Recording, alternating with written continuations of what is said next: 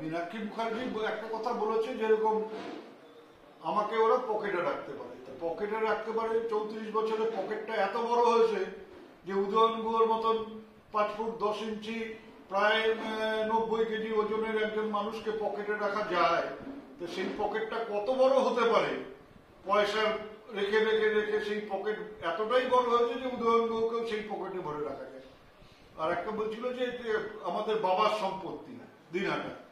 আমার বাবার সম্পত্তি না, কিন্তু বাবা এখানে মানুষের জন্য কাজ করেছেন, আমিও তার পথ ধরে এখানে মানুষের জন্য কাজ করবার চেষ্টা করি। মানুষ হয়তো অনেকে ভালোবাসেন, পাশে থাকেন। ওদের যদি ক্ষমতা থাকে, আমি মীনাক্ষী মুখার্জিকে বলছি যে আপনার তো এত ক্ষমতা, কোনো পুলিশ থাকবে না, কোনো মানুষ থাকবে না।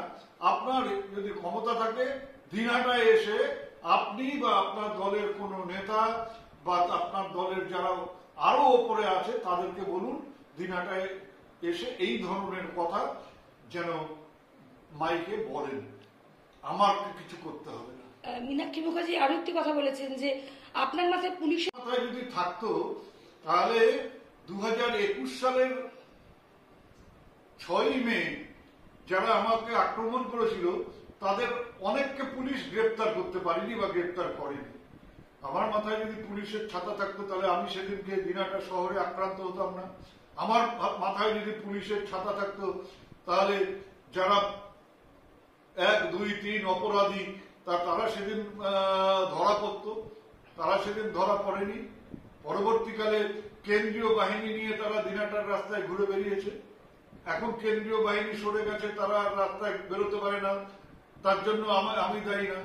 কিন্তু আমি বলবো যে তাদের গলার স্বর, তাদের মুখের কথা এবং মীনাক্ষী মুখার্জিদের গলার স্বর, মুখের কথার মধ্যে একটা অদ্ভুত ধরনের মিল।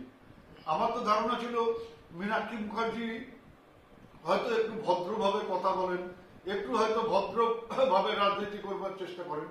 তা উনি এই ধরনের যখন ভাষা ব্যবহার করেন, তখন ওনাকে এই চ্যালেঞ্জটাই দেওয়া থাকলো যে উনি আগামী 1 বছরের মধ্যে যেন দিনহাটায় এসে ওনার যে তেজ, ওনার যে জোশ, সেটা যেন দিনহাটার মাটিতে একবার দেখিয়ে দিয়ে যায়। আর আমি কিছু বললে পারে বিভিন্ন মিডিয়া উদয়নের মুখে কুকথা, উদয়ন আবার কুকথা বললো, এই ধরনের খবর করা হয়।